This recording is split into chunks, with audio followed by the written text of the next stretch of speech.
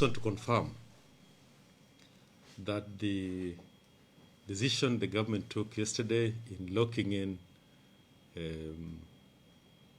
Old Town Mombasa has been effectively implemented, and I want to assure the members of the public in Old Town generally, in Old Town specifically, and Mombasa generally, that it will be implemented in the most humane way na kusiwe na wasiwasi wowote kwa mtu yoyote. There has been some information circulating on social media that there was young people who are blocking roads, who are fighting the officers of the Ministry of Health, who are going out to test and to help those who have been quarantined and sometimes even those who need to be tested. We want to assure the public that those boys have been arrested. The 4 of them have been arrested and they will be charged in court. Just to emphasize that Mombasa Old Town is a part of the country, it's part of Kenya, and the law of the country applies. When you obstruct an officer carrying out lawful duties, nobody can allow you to go scot-free. There will be punishment and there will definitely be action. The other thing I want to say about Old Town Mombasa is that government is interested in seeing infections come down. And we want to seriously support the county government, the Ministry of Health, and all players who are working against COVID in Old Town Mombasa. And we've agreed with the county government that no matter what happens, those numbers must come down. And anybody who thinks that he may use one or the other method, a negative social media campaign, or bad-mouthing government work, or bad-mouthing the leaders who are doing that, I want to assure them they will not be tolerated and we'll go for them. We know we have two notable names that we have who have been associated with that negative campaign, some who have been associated with sponsoring those young people to work that government is doing in that area. Those 2 names will definitely be processed, and sooner or later, I think we'll bring them to book, and we want to assure the public that that kind of campaign will not be carried out again in that area. But on a positive note, we want to give our gratitude to the members of the public, the residents of Old Town Mombasa, who today came out to be tested en masse. We want to thank them, and we want to make champions out of them. So I would want to challenge the young people of Old Town, whoever will be able to support this activity, that definitely, at the end of the day, he will have something to smile about, because he would have saved this community, and he would have saved himself, and would have given us a good name as a community. Therefore, any young person who feels obligated to support this initiative, we will reward that young person. Tomorrow, I want to have a small meeting with the young people, with the clergy, with the women leaders in the Swahili Port and other players. We want to simply discuss and look at the small issues that still irritate them, maybe are arising out of the negative media coverage, especially social media comment that has been circulating. We want to address that, and we want to assure those people in Old Town that whatever irritation they might have felt was not intended by anybody. It was something that must come up, because as long as there is an activity being carried out, there will always be hiccups here and there. But that has been addressed, and we want them to support this government initiative for the sake of Mombasa, for the sake of themselves, and for the sake of their families. Also, I think it is notable also to seek your clarification and over some concerns that there are some 5 people who are currently, the police are currently searching for them, and these are the people who reportedly have refused to, come forward to seek to be given medication after they were tested, and it turns out that they've tested positive. But again, here it is alleged that members of the community within here, either in Old Town or even within Mombasa County, have gone ahead and even given refuge to these individuals. We have revamped our contact tracing ability, and I think we're giving ourselves 24 hours. We'll have those people in the right place for treatment. So it shouldn't be an issue of worry anymore, because we've just had a very, very good meeting with the county government and the county COVID response committee, and it's clear that they are known where they are, and we'll definitely get them. And I'm sure by the beginning of tomorrow, they would have given themselves up to the health authorities for purposes of care and treatment. But again, just to clarify on that particular matter, is there a possibility that they'll be charged, because this is somehow seen as, they're going against what they're supposed to do? No, we will not charge them.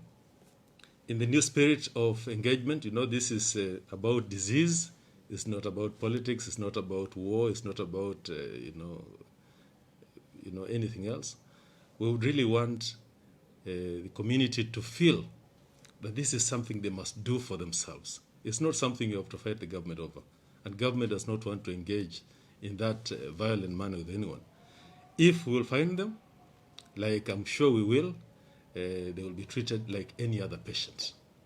For example, if we picked a madman in the streets of Mombasa, we're not going to punish him. We'll take him for treatment. And that's exactly what we're thinking in terms of these 5 people who escaped from quarantine. And then again, just to clarify on the areas that will be affected, because some people are complaining that they've been locked out from doing their businesses. So just maybe to clarify on the jurisdiction, on the boundaries that perhaps the boundaries are well known. I think they were delimited yesterday.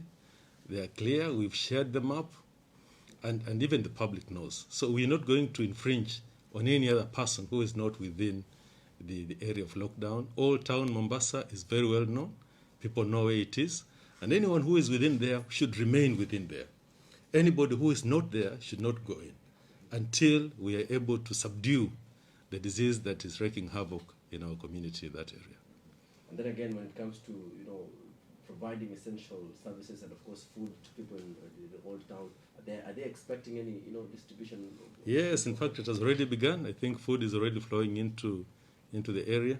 Additionally, I think we want to give, government has agreed to give the youth of Old Town something to do. They will also contribute to the fight by doing some tasks in cleaning up their surroundings, cleaning up their roads, sweeping any dirt that is available, and they'll make some money. And in that sense, they'll be contributing in a big way to ensuring that their environment is hygienic and that the disease does not spread because of the environment they're living in. And then again, lastly, we've seen a spike in the number of infected persons in Old Town. Today, we say it's fortunate that the government confirmed only one person that comes from Likoni. So if the mass testing is going on, what could be the projections? What are we prepared for? I think we will see a little more, fewer, we can say we'll see an increase in the number of those who will be found to be positive, because there has to be a spike before we go down.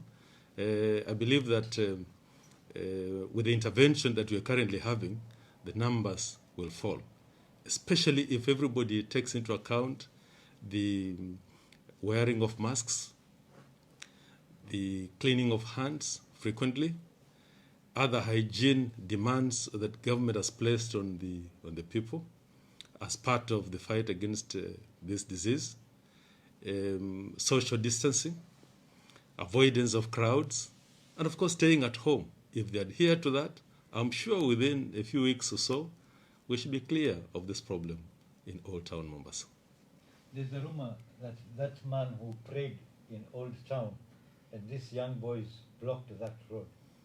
Is it true he was arrested? Or Yes, we have him in custody. And like I've just said, we will take him to court. We also want to look for that family that produced the social media comment about quarantine facilities. That was not true. We want that family to also help us with information regarding who pushed that campaign to them, who encouraged them to do what they did, because what they did gave the government a very bad name, and it kind of dented our campaign. We would want that family to recant that information or supply us with additional information regarding the act that they carried out, because what they said was totally untrue, and it kind of contributed to the negatives that you are seeing in the last 2 days or so. So I think any right-thinking person would want to hear something positive coming out of that family, because what they said was not true to the situation on the ground. And as you finalize, Bonarsi, there's also something here that you said that you have names of some people who've been, contributing to the spike in such kind of cases you've been seeing in social media. And are these people, are they leaders in the area, or they're just members of the community, businessmen? You know, for long, we sometimes we were associated. We in Old Town were associated with radical elements. And those people never truly disappeared. They simply went under. And those are the people we have found out were trying to incite these young people to go back to the bad old ways that they had left. We will not allow them to continue spoiling the future of young people, spoiling the life of the people, or even endangering that life. Anybody who posts wrongful information and spoils the minds of people against what government is doing in fighting COVID-19 will not be tolerated. So those are the people we really are after. We will share the names once we have taken action. Okay, so, and then lastly, maybe your message to those people perhaps who are thinking to use some panya routes. What can you tell them? There will be no panya routes. I think we've sealed everywhere. We will also give additional numbers of police officers in the most vulnerable areas, particularly the old port and the coastline, because the Coast Guard has also been with us and is supporting us there to ensure that actually the disease remains where it should be, and we deal with it there and we get rid of it. Anytime people keep running away from a situation, it only helps breed a bigger problem. But like those who escaped, for example, from Old Town yesterday because they heard there was a lockdown and maybe went to live with relatives elsewhere, would want to ask those relatives, it is not bad for a guest to visit you or to seek, to hide in your home. But first, demand from this person to get tested. Tell that person, okay, welcome home, but first get tested, because we don't want you to bring a disease from wherever you've come from. We should, as a matter of principle, as a matter of safety, every person in Mombasa should take care of his neighbor, should take care of the welfare of his family. If a guest comes, demand that that guest be tested, or demand proof that he has been tested. Otherwise, if he has not been tested, let it be known to the authorities, to your local chief, your local nyumba kumi, your local balozi, your neighbor. Tell those people to inform authorities that this person has escaped from somewhere, he has arrived here, we don't know what he's done, we don't know whether he's been tested or not, we don't know whether he's positive or not. Please come get this person to get tested. And that, when I see there's we'll be something very that happy about that. There's something that just came up here. A Kenyan citizen is just concerned about, there are some certain complaints that people aged above 58 years, there are private companies that are allegedly forcing these individuals to continue working, and if not, they are threatened to maybe lose their jobs. We want to encourage all employers to take an interest in what government has said. In fact, to heed the government advice on people of an age that is vulnerable to COVID-19. If a company is known to have contravened that government directive, of course, we will have sanction. There will be appropriate action taken. But I would want to encourage those companies to actually comply with government directives with regard to COVID-19.